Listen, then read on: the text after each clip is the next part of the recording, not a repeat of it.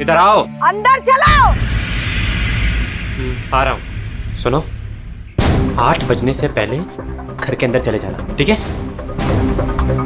क्योंकि 8 बजने के बाद ना वो आ जाता है। वो कौन?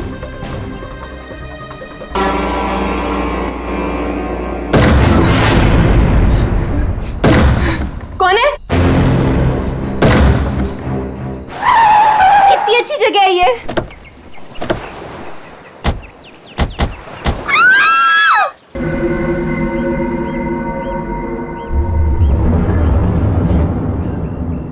लगता है सामने वाले घर में कोई रहता है।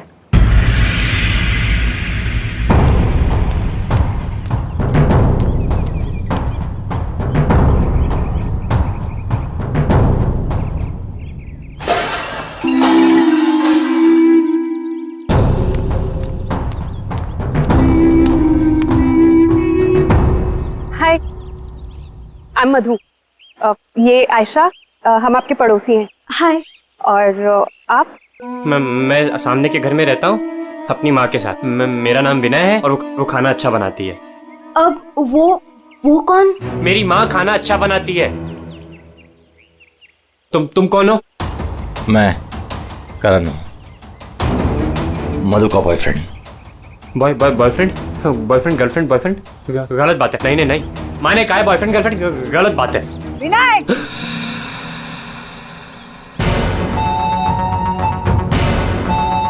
घर में चलो। कितनी बार मना किया है कि अजनबियों से मत बात किया करो। आ रहा हूँ ना। देखो, वो मेरी माँ है, उनको नमस्ते करो। अरे नमस्ते करो उनको। इधर आओ। अंदर चलो। आ रहा हूँ। सुनो, 8 बजने से पहले घर के अंदर चले जाना, ठीक है? क्योंकि 8 बजने के बाद ना वो आ जाता है। वो कौन है? मरमैन। लेकिन याद रखना, दरवाजे खोलना मत। हम भी नहीं खोलते, कोई नहीं खोलता। ध्यान रखना, दरवाजे मत खोलना, ठीक है? मैं जा रहा हूँ, bye.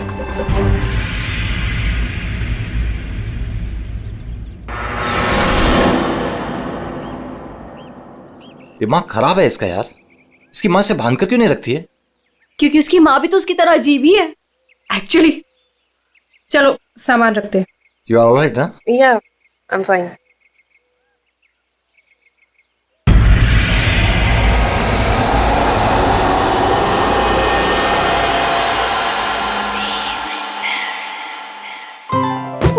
So beautiful. Thanks Karan, you really love me. अच्छा गाइस, सुनो ना, हम ना यहाँ पर एक कल गेट टुगेदर पार्टी करते हैं। व्हाट से? हाँ, कुछ भी करो यार, ये घर तुम्हारा ही है। और ये रही घर की चाबियां। एक सेकेंड, एक चाबी मैं रख लेता हूँ, क्या पता कब जरूरत पड़ जाए। आयशा, एक चाबी तुम भी रख लो। ये लो। थैंक्स। ओह नो, क्या हुआ? 6:40 हो गए। मुझे सर्विस सेंटर जाना था अपनी कार लेने, और उसके बाद फिर माँ को भी मिलने जाना है।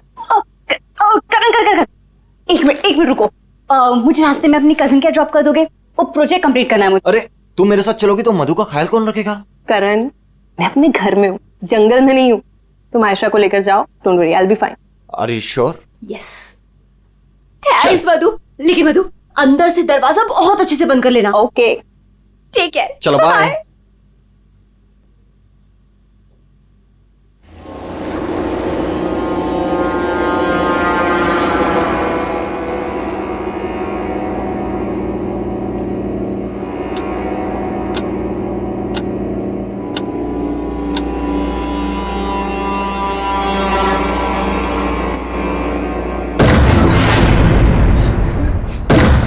कौन है? कौन है वहां? दरवाजा खटखटाना बंद करो। डरती नहीं हूं मैं।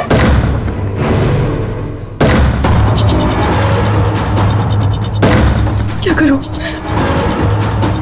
करण को फोन कर।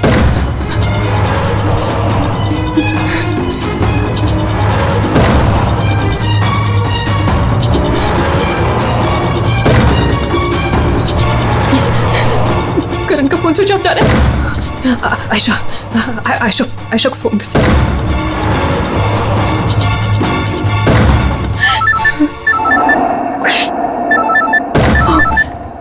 अब क्या करूं?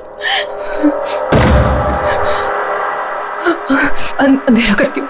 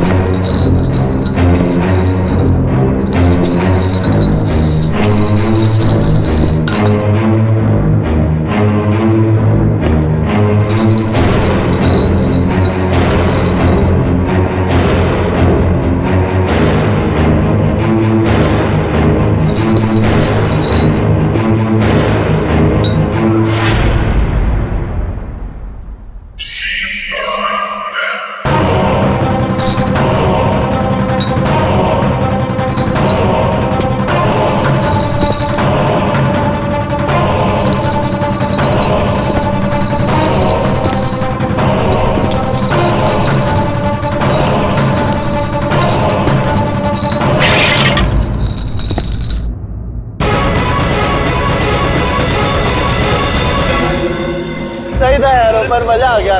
कल रात को तो क्या मस्ती मारी यार। अरे पूछो मत यार, मजा आ गया था बहुत। बस बस बस रोक दो भैया, रोक दो। Thank you. अरे मधु ना आज मेरी जान ही ले लेने वाली है। एक तो मैं अपना फोन भूल गई, रात को घर भी नहीं आई। लगता है आज तो वो मुझे ना पक्का इस घर से निकाल ही देने वाली है। अरे अगर वो तुझे घर से निकाल देगी तो हम तुझे घर के अंदर फिर से डाल देंगे। क्यों अभी? ओहो मैडम, घर से तो तब निकलोगी जब घर के अंदर जाओगी। जाओ, डोरबेल बजाओ, मधु को लेके लंच पे जाना है, वीकेंड की प्लानिंग करनी है। गो फास्ट। जा रही हूँ। और जल्दी आओ।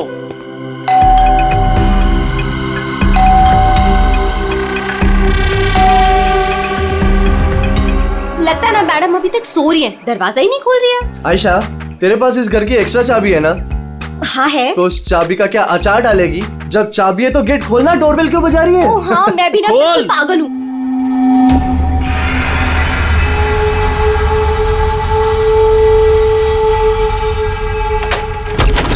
मधु, अरे मधु, कब तक सोएगी? उठ मधु, मधु, मधु, अरे उधर देखो यार।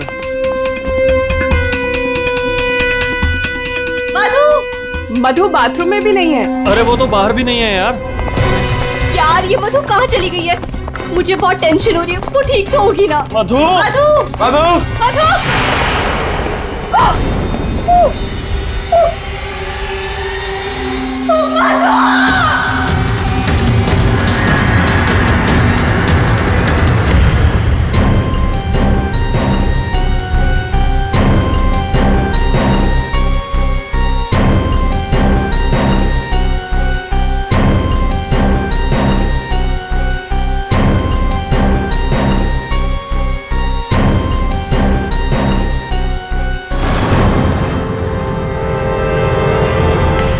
अभिजीत,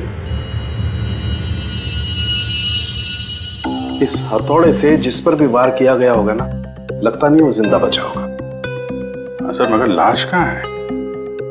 खूनी लाश ले गया और ये हैमर यहीं छोड़ गया। और हथौड़ा भी ऐसा जिस पर कहीं कोई फिंगरप्रिंट के निशान नहीं। और सर यहाँ पे तो कोई तोड़फोड़ भी नहीं मची हुई है, सब चीज अपने जगह पे। और दरवाजे का लॉक भी सही सलामत है, कोई फोर्स एंट्री नहीं है। और मधु के दोस्त भी बता रहे थे जब वो लोग अंदर आए तो ये दरवाजा खुला हुआ था। शायद खूनी के पास डुप्लीकेट चाबी होगी। दरवाजा खोल के अंदर आया, मधु के सिर पे हथौड़ा मारा और गायब। मगर यहाँ खून के छींटे भी नहीं दिख रहे हैं। हथौड़ा मारा तो खून तो बहना चाहिए ना? शायद खून साफ कर दिया होगा। सिर्फ मधु ही यहाँ पे थी या कोई और भी था? नहीं सर, मधु इस घर में अकेली थी। इस घर की चाबी और किस किस के पास रहती है? सर, ये सवाल आपको करण से पूछना चाहिए सर। क्यों? करण से ही क्यों? करण ने ये घर आयशा और मधु के लिए लिया था, तो सर एक चाबी करण के पास भी थी। मधु और आयशा के लिए करण ने घर लिया था, क्यों? मधु करण की गर्लफ्रेंड थी सर। कल रात आयशा तुम कहाँ थी? सर वो कल रात मैं अपने कजिन को मिलने गई थी, वापस आना था तो लगेज यही छोड़कर गई थी, पर लेट हो गया था, सोचा कॉल कर मधु को सब बता दूं, पर अपना फोन भी यही भूल गई थी सर। जरा इस करण का फोन नंबर देना।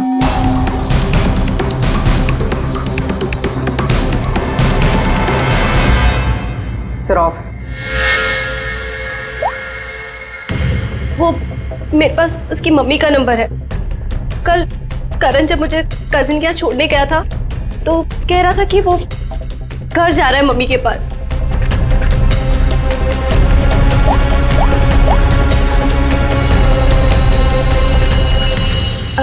हेलो आंटी, करण है?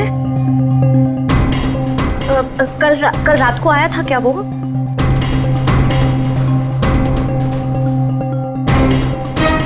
नहीं आंटी, कुछ नहीं, हो सकता है मधु के यहाँ गया हो। मैं आपको बाद में कॉल करती हूँ। तो करण कल रात अपने घर भी नहीं पहुंचा और यहाँ भी नहीं आया। सर मुझे आपको एक बात बतानी थी। वो हमारे नेबर्स जो है ना, उन्होंने कहा था कि यहाँ पर एक हैमरमैन आता है रात को, तो कहीं उसने तो कुछ नहीं कर दिया? हैमरमैन? किसने बताया तुम्हें ये? कौन है ये? विनय बेटा, कोई आ रहा है? हाँ माँ, कोई याद हो रहा है।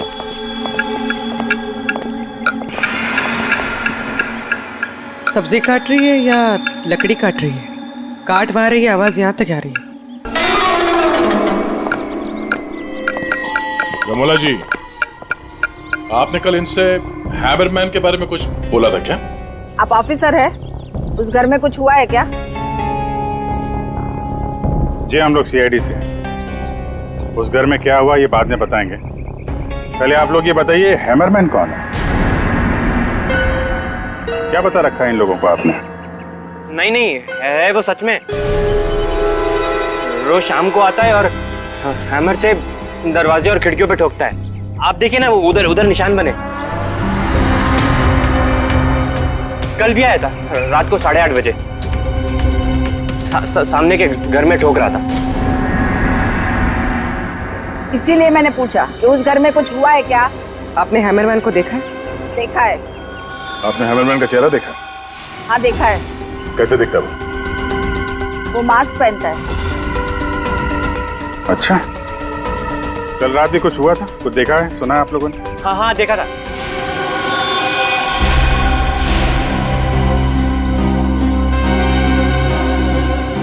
जमोला जी, अभी आंख दिखाने से कोई फायदा नहीं। बोलो, क्या देखा था तुमने? कल रात 8:30 बजे मैंने खिड़की से देखा कि बस फिर मैंने नहीं देखा, माँ ने खिड़की बंद कर दी। एक आदमी और एक औरत। वो आदमी तो करण हो सकता है। और सर वो औरत? करण की कोई साथी? दोनों अंदर गए, मधु का खून किया और लाश लेके पीछे के रास्ते से निकल गए। एक बार पीछे की तरफ देख लेते हैं। आप लोग यहीं पे रुकिए। पूर्वी, इनसे हैमरमैन का स्केच बनवाओ। पीछे के दरवाजे से वही घुसेगा जिसे अपने पड़ोसियों की नजरों से बचना होगा। वो नहीं होगा जो मधु को लेकर निकल गया।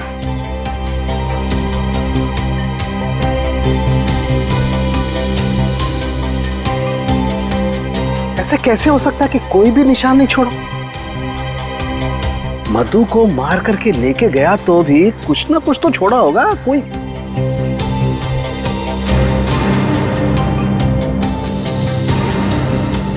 एक मिनट, ठीक है।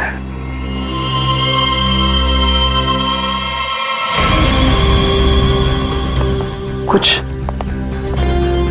अलग से?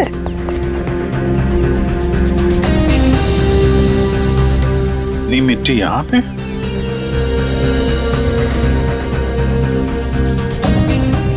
लगता है किसी ने यहाँ पे पैर वैर धुले हैं, इसलिए मिट्टी यहाँ पे है।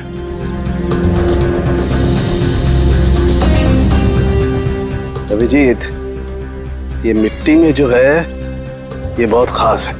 ये देखो, इस मिट्टी में एल्गी है। शैवाल? शैवाल एक तरह की काई होती है, और ये काई यहाँ की मिट्टी में नहीं हो सकती। ये तो ऐसी मिट्टी में होगी जो पानी वाली जगह होगी, कोई तालाब, कोई झील, कुछ ऐसा। झील, तालाब? ये तालाब है जो मधु के घर से सबसे नजदीक।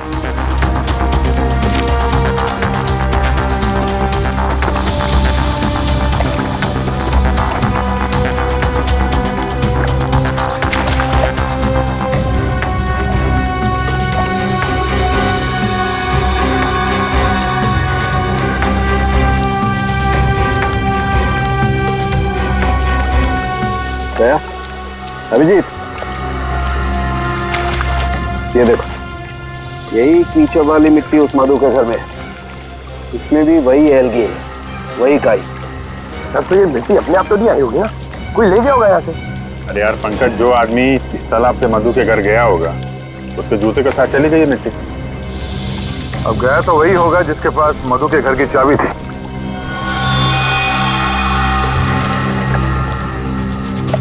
पर कौन गया होगा? अब चाहे वो हैमरमैन हो या फिर कोई और। हैमरमैन? ये हैमरमैन ने किया है क्या? काम तो उसी का ही लग रहा है। हाँ।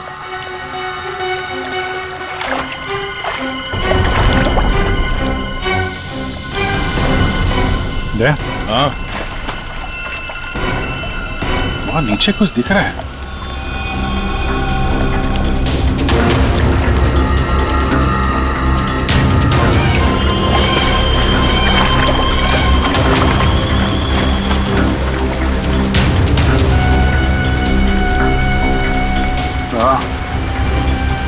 कुछ है तो सही वहां पर। डाइवर्स को बुलाते हैं और क्रेन भी।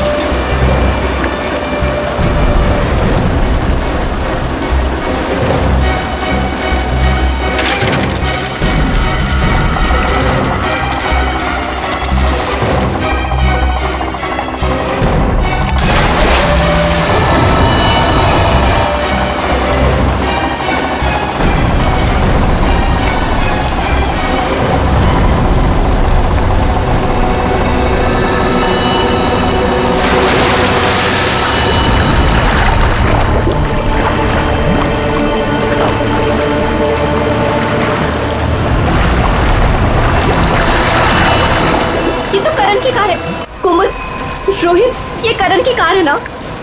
पर करण अपनी कार इस तालाब में क्यों फेंकेगा? हो सकता है हैमरमैन लेकर आया हो। करण की कार का नंबर और इस कार का नंबर दोनों सेम है।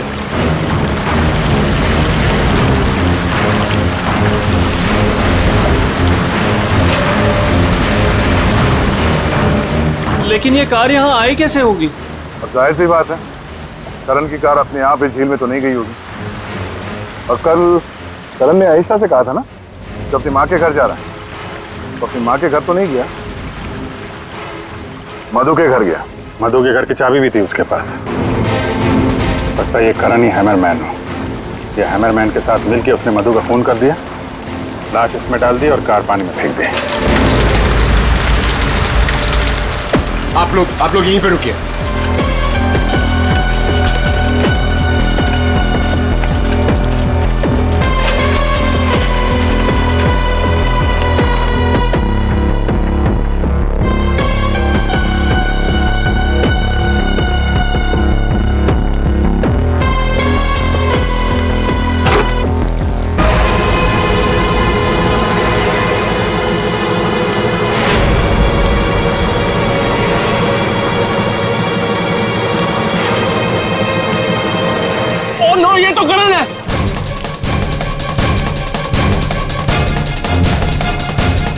प्लीज प्लीज आगे मत जाइए।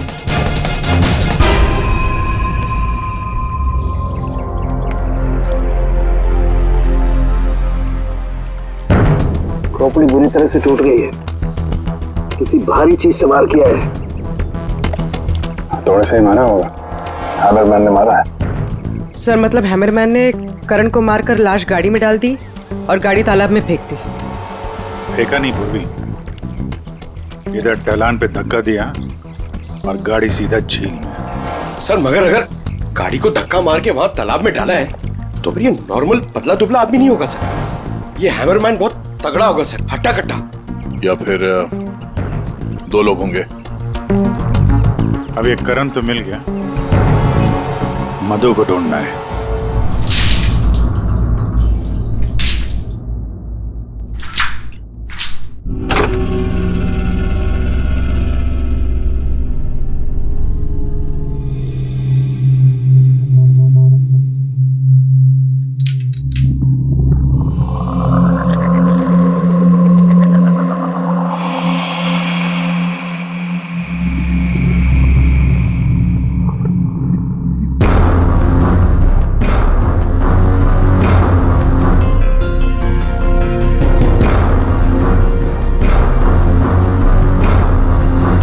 कपड़े का टुकड़ा, इस कपड़े के टुकड़े का रंग करण के कपड़े के टुकड़े से तो मैच नहीं करता है, तो शायद ये खूनी का होगा। सर क्या होता रहेगा? सर इस कपड़े के टुकड़े के अलावा और भी ऐसा कुछ है जो हमें बहुत कुछ बता सकता है। अंगूठी डायमंड की है, लगता है कार चलाते समय गियर बदलते वक्त गिर गई होगी। जो लड़की कार चला रही होगी तो तारिका कार चलाने वाला इस मिरर को भी जरूर एडजस्ट तो करता ही होगा ना, क्या बोलती है? सही बात। तो फिर ये मिरर भी कुछ ना कुछ कहानी जरूर बताएगा।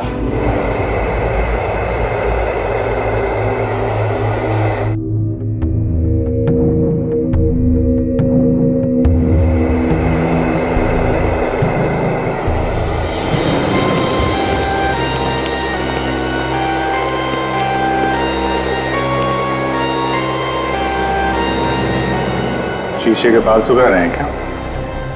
पूरा शीशा सुखा रहा हूं। जब ये सूख जाएगा ना बहुत कुछ बोलेगा, लेकिन फिलहाल ये करण ने और अंगूठी ने जो बोला है वो सुन लीजिए। इस हथौड़े पर जो खून लगा है ना, बस ये करण के खून से मैच होता है। मधु के घर में करण की ही हत्या हुई। और सर ये हीरे की अंगूठी मिली हमें उस गाड़ी में से, ड्राइवर सीट के नीचे पैरों के पास। ये अंगूठी? ये तो मधु की है। हाँ सर, हमने मधु के घर से उसके कुछ फोटोग्राफ्स लिए थे, उसमें मधु ने यही अंगूठी पहन रखी। इसका मतलब वो कार झील तक मधु चला कर लाई और इसीलिए वो अंगूठी कार में गिर गई। तो क्या करण का खून मधु ने किया? नहीं दिया, मुझे नहीं लगता। ये चक्कर कुछ और ही है। अगर ये अंगूठी मधु रेगुलरली पहना करती थी तो इतने आसानी से उंगलियों से निकलेगी ही नहीं ना, वो गिरेगी ही कैसे? वो तो जरूर वहां पर जानबूझकर डाली गई थी ताकि सारा शक मधु पर जाए और हम मधु के आसपास ही घूमते रहे। और सर मधु का भी अभी तक कुछ अता पता है नहीं। लो भाई,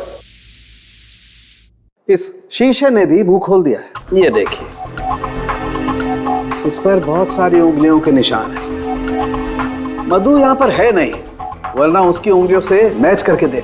कोई बात नहीं सर, जब मधु मिल जाएगी तो मैच कर लेंगे। काम करते हैं, 7 बजे से लेकर 9 बजे तक ये करण कहाँ था इसके डिटेल्स निकालते हैं। अपने आप सब कुछ पता चल जाएगा। सर करण का सेलफोन डेटा जो हमें मिला उससे ये पता चलता है कि करण और आयशा 6:44 पर मधु के घर से निकले थे और उसके बाद 7:15 पर करण ने आयशा को ए ब्लॉक पालिन चौक ब्लू पार्क पे ड्रॉप किया था और वहां से करण को जाना था अपनी माँ के घर बराली। लेकिन वहां ना जाकर ये वापस मुड़ता है और मधु के घर की तरफ आता है। और उसी रास्ते में 5 किलोमीटर तक जाने के बाद सर करीब 7:30 बजे जेसी मार्केट फुलवाड़ी में वो रुकता है और यहाँ पे एक और नंबर आके उससे मिलता है सर। और ये नंबर करण के साथ करीबन 10 मिनट तक रहता है और उसके बाद वो नंबर गायब हो जाता है। और वहां से करण मधु के घर पहुंचता है 8 बजे और 8:40 पर उसका फोन बंद हो जाता है। दूसरा नंबर किसका है जो करण से जेसी मार्केट में मिला था? सर रोहित का। रोहित, तुम करण का खून होने से पहले उससे मिले थे पूरे 10 मिनट के लिए, क्यों? सर मैं अपने दोस्त की मौत से बहुत ज्यादा डरा हुआ था सर, और मुझे समझ में ही नहीं आ रहा था कि मैं कैसे रिएक्ट करूं, क्या बोलूं।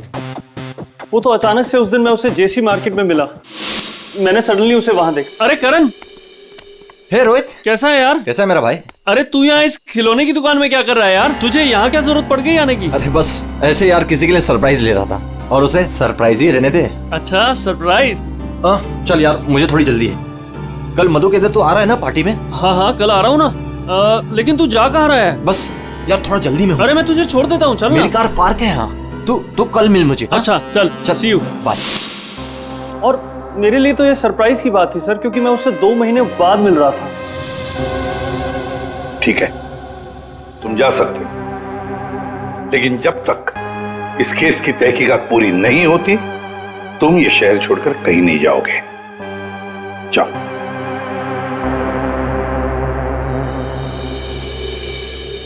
बड़ी अजीब बात है, ये करण अपनी मां से मिलने जाता है लेकिन वहां नहीं जाता है खिलौने की दुकान में। क्यों? और फिर क्या खरीदता है वहां पर?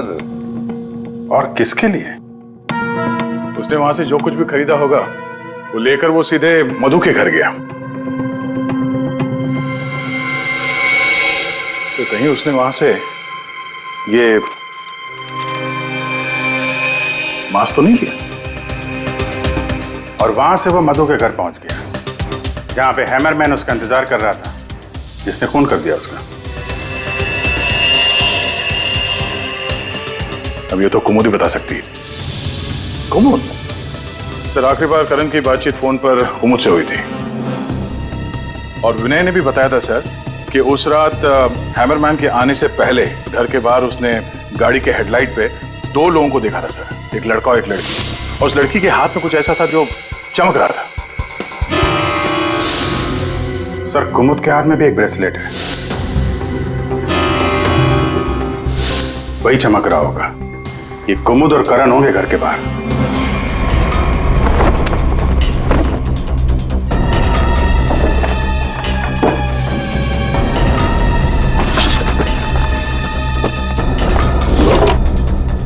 जब से करण की लाश मिली है तालाब में, तब से खूनी और भी होशियार हो गया है।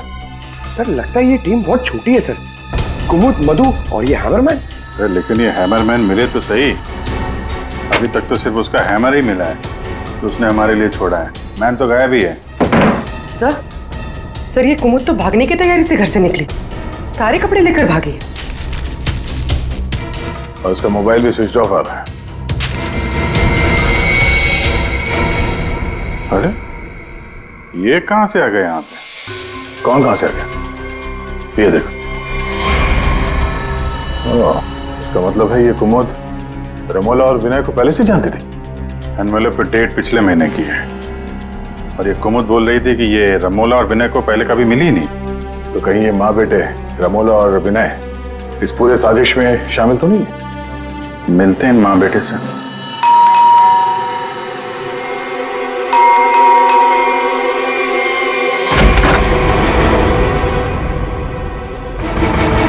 पूरी पंकज घर की तलाशी लो, देखो कोई है क्या अंदर।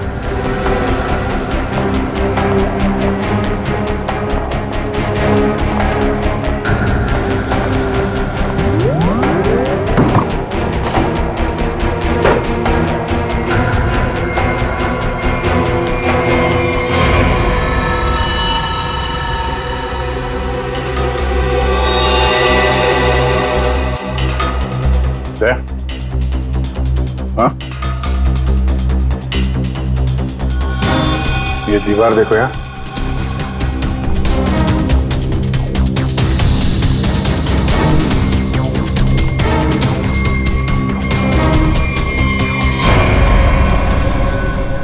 ताजा है।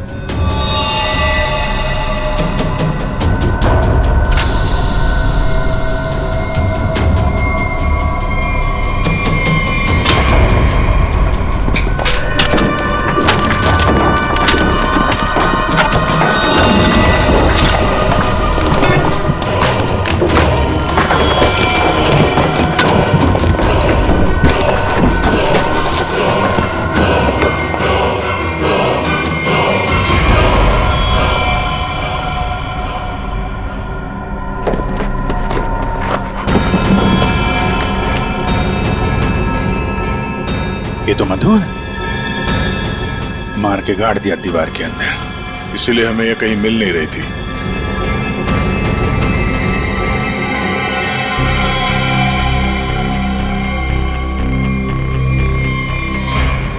सर इसे भी हथौड़े से मारा। इसके सर पे भी वैसी ही चोट है जैसे करण के सर पे थी। यार ये जो कुछ भी हुआ है कल रात 8:30 बजे के बाद ही हुआ है। बारिश के दिनों में ये दीवार इतनी जल्दी सूख कैसे गई? दीवार के प्लास्टर को सुखाने के लिए कहीं से हीटर या इंडस्ट्रियल हीटर मंगाया होगा। सर अभी यहाँ पे रास्ते पे मोड़ पे मैंने एक वो जो इंडस्ट्रियल इक्विपमेंट भाड़े पे देते ना सर, उसकी दुकान देखी थी सर। जाके पता करो। वो नहीं है, बहुत चालाक, अच्छी प्लानिंग कर रखी थी। उसको मालूम था कि मधु यहाँ सामने वाले मकान में रहने आने वाली है। और यहाँ पे हैमरमैन होने का अफवाह फैला दिया ताकि शक उस पे नहीं हैमरमैन पे जाए। और तीनों फरार हैं, रमोला, विनय और कुमुद। सर मैंने इंडस्ट्रियल हीटर के सप्लायर के बारे में पता किया। इनको रमोला और विनो के बारे में पता है, इन्होंने ही सप्लाई किया था वो हीटर। अच्छा, अब जरा ये फोटो देखिए, यही माँ बेटे आए थे आपके पास? हाँ सर, ये तो मेरे बहुत पुराने ग्राहक हैं। पुराने ग्राहक? जी सर, वो मेरे पड़ोस वाली दुकान से नाटक का सामान लेते थे भाड़े पर। और सर ये कोई किराएदार नहीं है, ना ही माँ बेटे, एक नंबर के फ्रॉड हैं, फ्रॉड। अपने आप को एक्टर बताते हैं सर। आपको पता है ये दोनों कहाँ रहते हैं?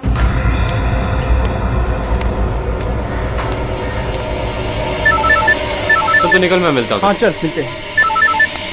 हेलो, मैं चंपा बोल रही हूँ, चाय पानी फिल्म से। हाँ जी बोलिए ना। आपकी एक्टिंग के इतने चर्चे सुने हैं और आपका नंबर मुझे इतनी मुश्किल से मिला है। बस हमने डिसाइड कर लिया है, हम आपको अपनी अगली फिल्म में लॉन्च करेंगे। लॉन्च करेंगे मुझे? मतलब आखिर आपने मेरा टैलेंट पहचान ही लिया? हाँ, अब 1-2 दिन में शूटिंग शुरू हो जाएगी। बस एक प्रॉब्लम है, आपकी बड़ी बहन के कैरेक्टर के लिए कोई अच्छी एक्ट्रेस मिल नहीं रही। बस वो कंफर्म हो जाए तो हम शूटिंग शुरू कर देंगे। अच्छा बड़ी, अरे है ना, बड़ी बहन है। मैं आपकी प्रॉब्लम सॉल्व करता हूँ। अरे वाह, आपने तो मेरी टेंशन ही खत्म कर दी। आप अपनी गली के बाहर आ जाइए, मैं गली नंबर 7 पे खड़ी हूँ। अरे तेरी, अरे मौसी बाहर निकलो। क्या है? अरे बाहर निकलो। क्या हुआ? अरे अपनी किस्मत खुल गई, रोल मिला है अपने को। रोल? हाँ। कौन दे रहा है? कहाँ? अरे बाहर खड़े हैं ना गली के, तुम चलो मेरे साथ। चलो चलो चलो।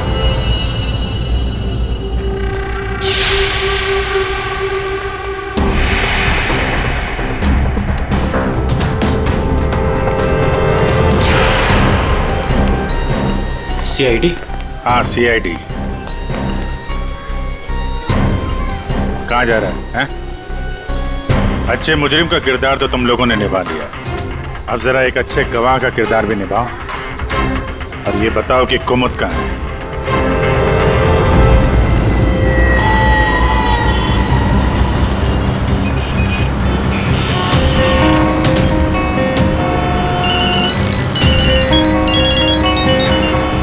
अरे तुम यहाँ हो, मैंने ध्यान ही नहीं दिया। तुमने क्यों कॉल किया मुझे? सब जानते हो फिर भी? अब मैं क्या करता? CID बुलाएगी तो क्या आना ही पड़ेगा। CID?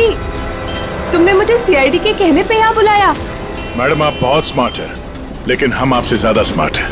सर आप मेरी बात सुनिए। नहीं, बात सुनेंगे आपकी, लेकिन ब्यूरो चल के सुनो। चलिए। कहाँ भाग रही मैडम? पैदल ही जाएगी क्या सीआईडी ब्यूरो तक? गाड़ी लाए हम तुम्हारे। चल। और कितना इंतजार करना पड़ेगा? आखिर कोई बताता क्यों नहीं कि हुआ क्या है?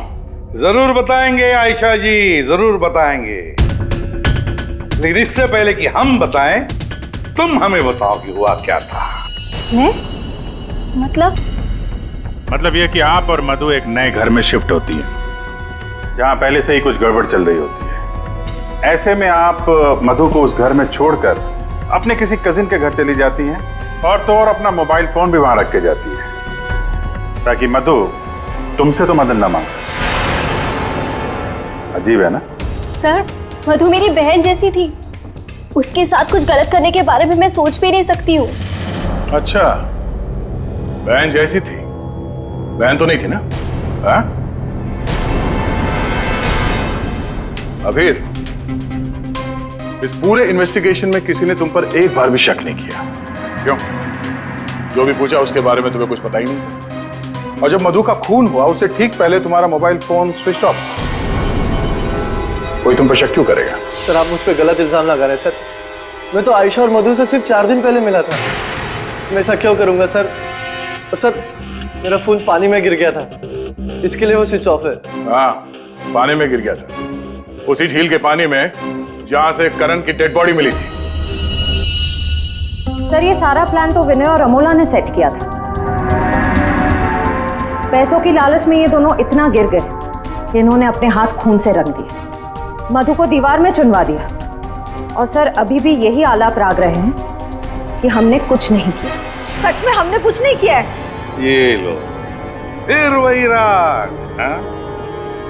फंस गए थे हम। आपको हाँ कहते तो भी फंसते, और ना कहते तो भी फंसते। एक्टिंग करने हमें नहीं मालूम था इतना कुछ हो जाएगा। तो आप लोगों के हिसाब से मधु और करण का खून हम लोगों ने किया है? उन दोनों का खून तुम लोगों ने नहीं किया है, उन दोनों का खून किया है हैमरमैन ने, और वो हैमर हमारे पास है।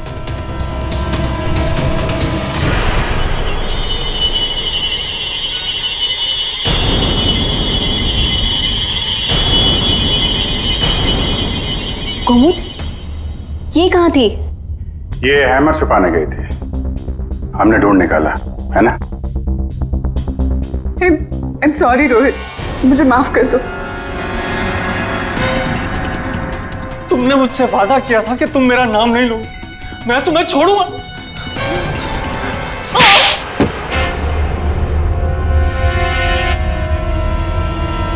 हाँ मैं हूँ वो हैमरमैन।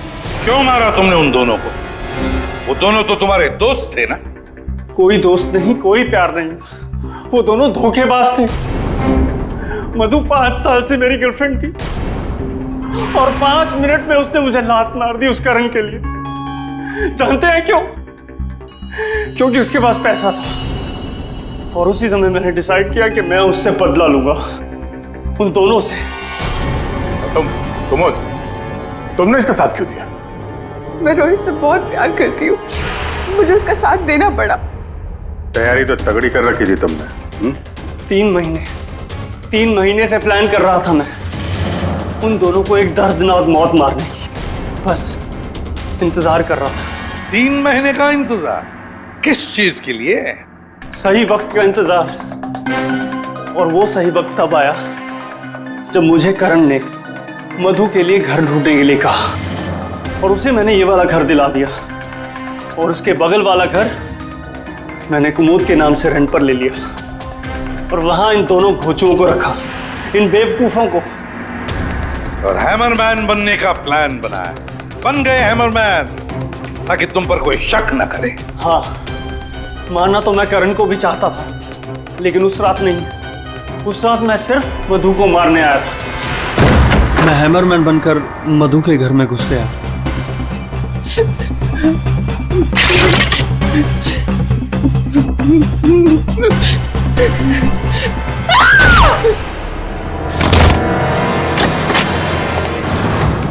और मुझे इस बात का बिल्कुल भी अंदाजा नहीं था कि करण भी वहां पर आ जाएगा। वो मधु के साथ मजाक करने आया था, नकली हैमरमैन बनकर। उसने मास्क जब मैंने उसे मार दिया तब मुझे पता चला कि वो दरअसल करण ही था। मैंने कुमोद, रमोला और विनय की मदद से दोनों लाशों को ठिकाने लगा दिया। रोहित जी, ये हथौड़ा हमें ना भी मिलता ना तब भी तुम बच नहीं सकते थे, क्योंकि करण और मधु ने मरने के बाद भी हमें बताया कि खूनी तुम हो। रोहित, कुमुद, रमोला और विनय, तुम सबने मिलकर मधु और करण का खून किया है। अब जेल में बैठकर हैमरमैन की नई नई कहानियां सुनाते बैठना इन सबको, तब तक फांसी का ऑर्डर तो आ ही जाएगा।